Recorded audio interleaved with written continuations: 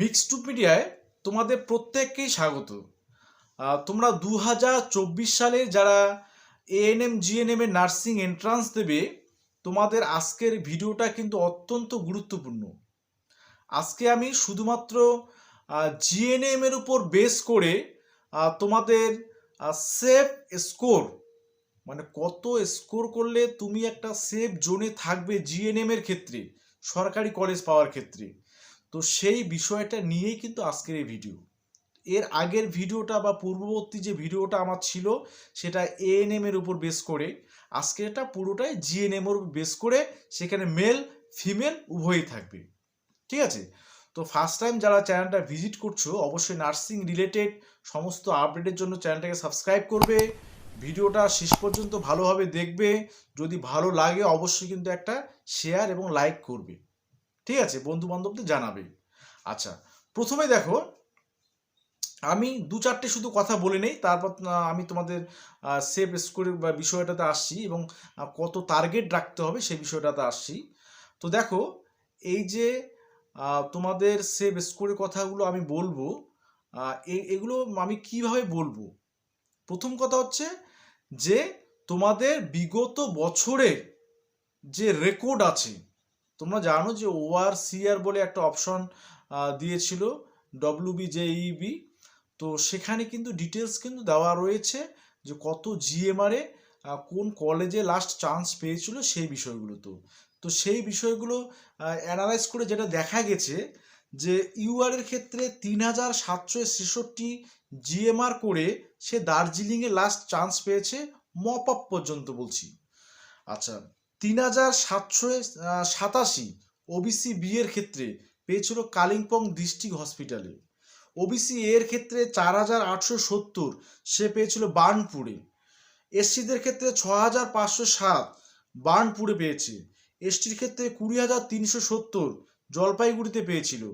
EWS এর ক্ষেত্রে 9009 Kalimpong district হসপিটালে পেয়েছিল। সিডির ক্ষেত্রে 6369 সে পেয়েছিল জলপাইগুড়িতে। আর অরফানের ক্ষেত্রে 71466 সে পেয়েছিল শম্ভুনাথ পণ্ডিত হসপিটালে। এগুলো 2023 অর্থাৎ বিগত বছরের তোমাদের জিএমআর বেসিসে cut off, official cut of.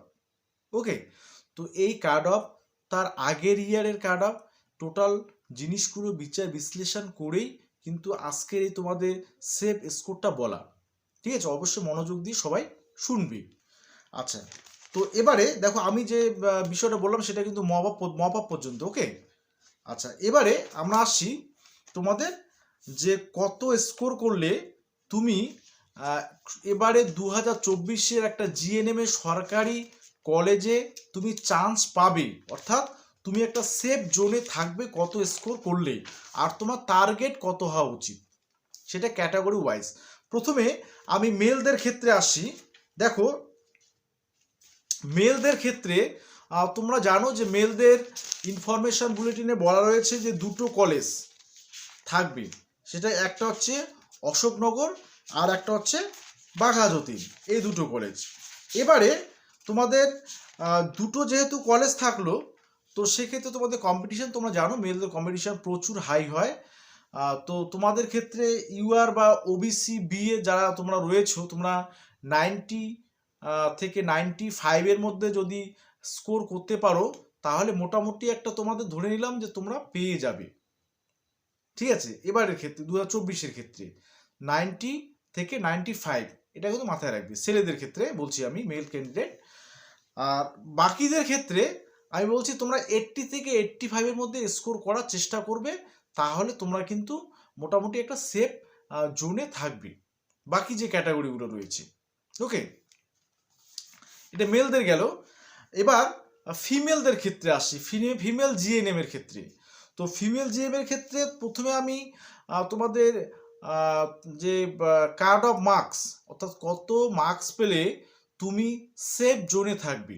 UR ক্যাটাগরিতে যদি তুমি 55+ করো, ইউআরে কত 55+ যদি স্কোর করতে পারো, তাহলে তুমি একটা সেফ জোনে থাকবে, অর্থাৎ তুমি একটা পশ্চিমবঙ্গের সরকারি জিএনএম এর কলেজে চান্স পাবে। ঠিক আছে? ওবিসি বি এর ক্ষেত্রে সেটা হচ্ছে 55+, অর্থাৎ ইউ আর ওবিসি বি দুটোর ক্ষেত্রে 55+ যদি স্কোর করতে পারো তাহলে তুমি সেফ জোনে থাকবে। ওবিসি এর ক্ষেত্রে 50+, ওবিসি এর ক্ষেত্রে 50+ করলে তুমি একটা সেফ জোনে থাকবে। এসসির ক্ষেত্রে 45+ করলে তুমি একটা সেফ জোনে থাকবে। এসটির ক্ষেত্রে 38+ যদি স্কোর করতে পারো তাহলে তুমি একটা সেফ জোনে থাকবে। ইডাব্লিউএস এর ক্ষেত্রে 43+ বা সেটা 45ও হতে পারে, 43 বা 45+ করলে তুমি একটা সেফ একটা স্কোরে থাকবে, তোমার একটা কলেজে, সরকারি কলেজে চান্স পাওয়ার একটা সুযোগ থাকবে। সিডির ক্ষেত্রে গতবারে তোমরা দেখেছো সিডিদের ক্ষেত্রে কম্পিটিশানটা অনেকটাই বেড়ে গিয়েছিল। তো সেক্ষেত্রে 45+ স্কোর যদি কেউ করতে পারে সিডি ক্যান্ডিডেট, তারা কিন্তু একটা সেফ স্কোরে বা সেফ জোনে থাকবে কলেজ পাওয়ার ক্ষেত্রে। আর অরফানের ক্ষেত্রে 30+, ঠিক আছে, অরফানদের ক্ষেত্রে কাট অফটা অনেকটাই নিচে নামে। তো সেক্ষেত্রে 30+ যদি স্কোর করতে পারো অরফান ক্যান্ডিডেটরা তাহলে তোমরা কিন্তু চান্স পেয়ে যাবে। ঠিক আছে, এবার তোমাদের টার্গেট কত হতে হবে দেখো। জেনারেল ওবিসিবিদের ক্ষেত্রে 65+ টার্গেট করতে হবে, যাতে তুমি 65 বা 70টা বা 70 স্কোর করতে পারো, সেই টার্গেটটা কিন্তু রাখতে হবে। ওবিসি এর ক্ষেত্রে 60+ টার্গেট রাখতে হবে, এটা আমি টার্গেটটা বলছি। এসসির ক্ষেত্রে 55+ টার্গেট রাখতে হবে। এসটির ক্ষেত্রে 45+ টার্গেট রাখতে হবে। ইডাব্লিউএস এর ক্ষেত্রে 48+ টার্গেট রাখতে হবে। সিডির ক্ষেত্রে 50+ টার্গেট রাখতে হবে। আর অরফানের ক্ষেত্রে 40+ টার্গেট রাখতে হবে। দেখো, টার্গেটটা সবসময় কিন্তু যত বেশি রাখবে তত ভালো। আমি যে টার্গেটগুলো কথা বললাম, টার্গেট স্কোরের কথা, সেই স্কোরটা যে এই টার্গেটে তোমাকে রাখতে হবে এমন কথা নেই। তুমি যদি 70+ টার্গেট রেখে চলো তাহলে তো 70+ টার্গেট রেখে সেই রকমভাবে যদি তুমি পড়াশোনা করো তাহলে দেখা যাচ্ছে তুমি যদি এসসি ক্যান্ডিডেট হয়ে সেখানে 60ও পাও তাহলে তুমি তো হামেশাই চান্স পাবে। ওই জন্য টার্গেটটা সবসময় বেশি রাখবে। আমি যে টার্গেটগুলোর কথা বললাম এটা জাস্ট আমার একটা আনুমানিক একটা টার্গেটের একটা তোমাদের যাকে বল লিস্ট। তো এর থেকে টার্গেটটা তোমরা আরো হাই রাখার চেষ্টা করবে।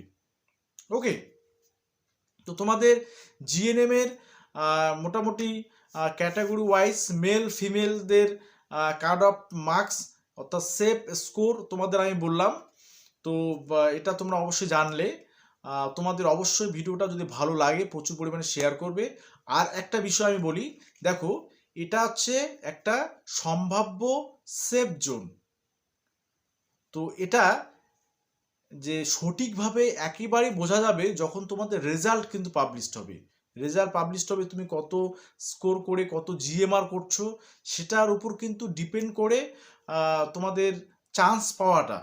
তো সেটা দেখে কিন্তু তখন ক্লিয়ারলি অনেকটা বোঝা যায় যে কত জিএমআরে কত স্কোর হলে তুমি চান্স পাবে।